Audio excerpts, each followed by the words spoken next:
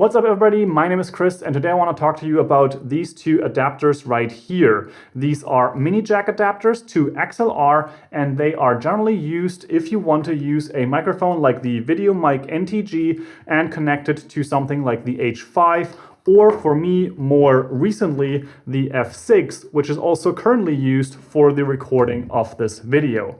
Now the Video Mic NTG, the Video Mic Pro right here, as well as microphones like the Wireless Go and the SmartLav Plus or the Lavier Go, all of these microphones have a mini jack connection, meaning they have this type of connector that usually goes straight into your camera.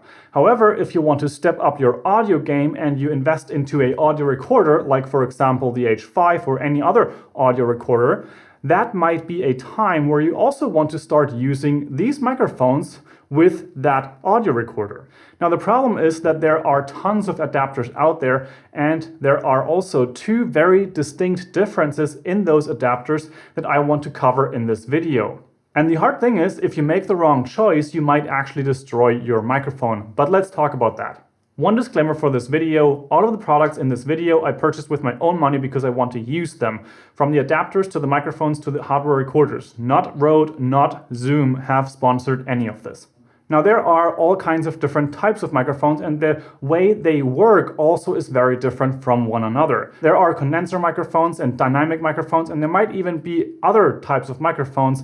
But the main difference that I want to talk to you about here is that some of them need phantom power, some of them need plug-in power, and some of them need no power whatsoever. Now, the difference between these three, obviously no power is when the device itself is powered or doesn't need any electricity whatsoever. Now, the difference between the other two is that microphones that need phantom power generally need 12, 24, or 48 volts. And that is power that is delivered by the hardware recorder or the device that the microphone is plugged into. Now, with something like the Zoom F6 or the H5, those recorders have a setting that you can activate phantom power on any given XLR input. That's great because it means that you can power microphones like the Octava MK012 and use those with those recorders, and the recorder provides the phantom power. Now different microphones like the SmartLav here or the Video Mic Pro, those actually don't need phantom power, they need something that is called plug-in power. And that differentiates itself from phantom power that it ranges from anywhere between 2.5 to 5 volts, generally speaking. Now, as you can already see, there's a strong difference between 12 volts, 24, 48, or just 2.5 volts. And that's also the reason why I mentioned in the beginning that it might actually be dangerous if you don't choose the right adapter between these two, but because that's the strong difference that it makes out. So now that we have this information, what difference does it make in choosing the right adapter? And for that purpose, I've made a little bit of a drawing to illustrate the difference between these two adapters.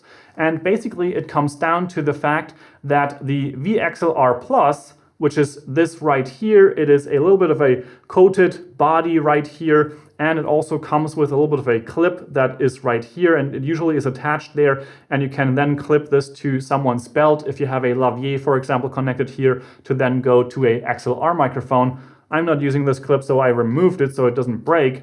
This one is the VXLR Plus.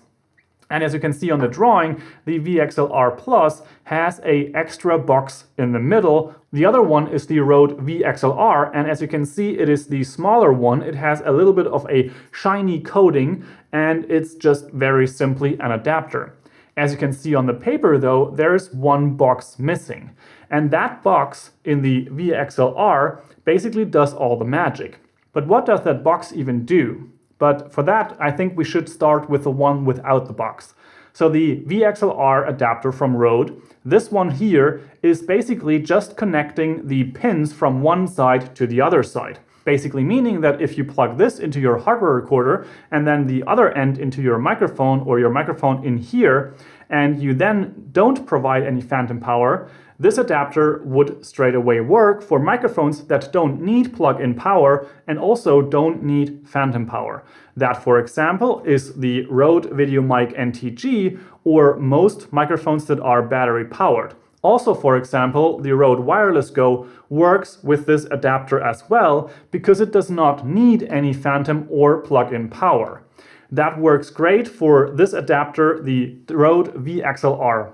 Now you can also see this effect when I measure the voltage going through this adapter, and you can see that without phantom power there is nothing going through this. However, if you then add phantom power to this adapter and you measure the voltage on the other end, you can measure exactly those 48 volts of phantom power that I have set inside of the Zoom F6 in this case.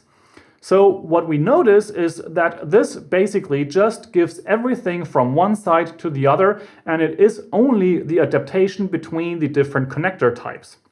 Now looking over to the Rode VXLR Plus, if I do the same measurement on that one, you can notice that without phantom power, this one basically works just like the Rode VXLR without phantom power. However, if I add phantom power of 48 volts, the Rode VXLR Plus actually converts this internally to the signal for plug-in power. And you can see this based on the volts measured with the device.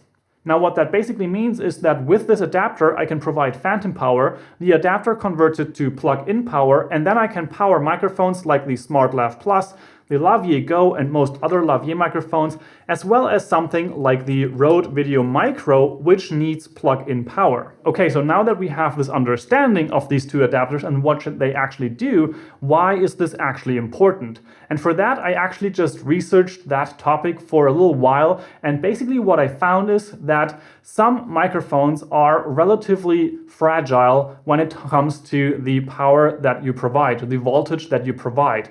So you might end up destroying your microphone if you just use a cheap adapter that does not do the transformation from phantom power to plug-in power. Now, some microphones might just be able to take it no matter what. And honestly, in my testing, I actually ended up doing that on accident a couple of times with microphones that usually don't support 48 volts of phantom power. And I actually had it turned on and was using it for the duration of a test.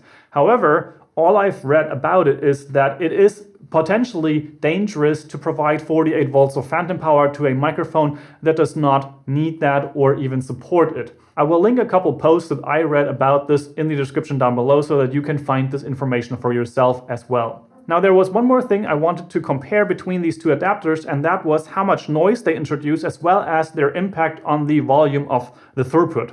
Now, first about the noise. The cleanest of those two adapters is the one that just connects the cords. And that actually makes sense to a certain degree because it just doesn't do any electronics inside.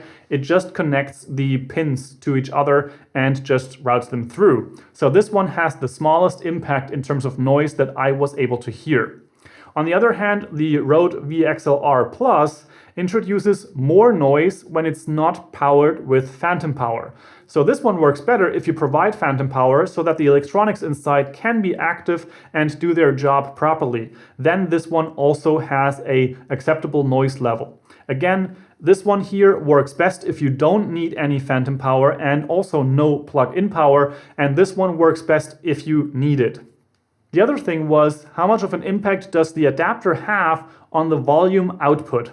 And there I noticed that the VXLR Plus actually has the volume reduced between 2 and 4 decibels compared to the VXLR. Now it kind of makes sense. This one has all those electronics inside and this way also has a bigger impact on the signal. This one again only routes the signals through to the respective pins.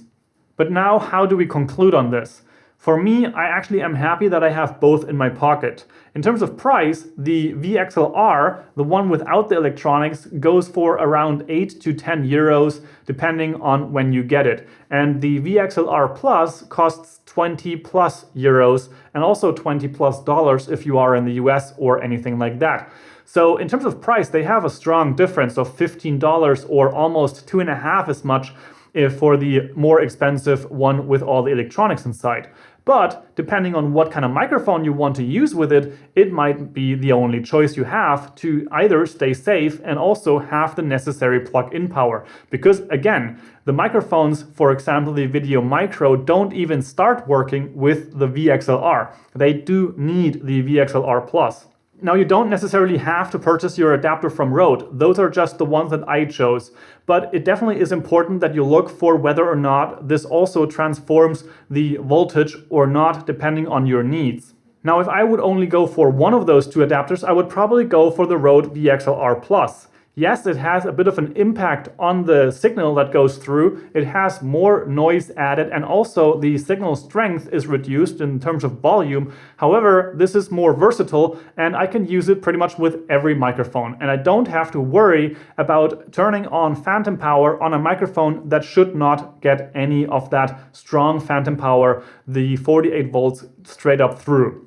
For me, in studio, I can choose those with the right microphones. I can choose this for something like the Video Mic NTG, which has its own internal battery, or also the, for example, Wireless Go, which also is powered by its own battery. And I can also choose this for running a lavalier microphone into it, or the Video Micro.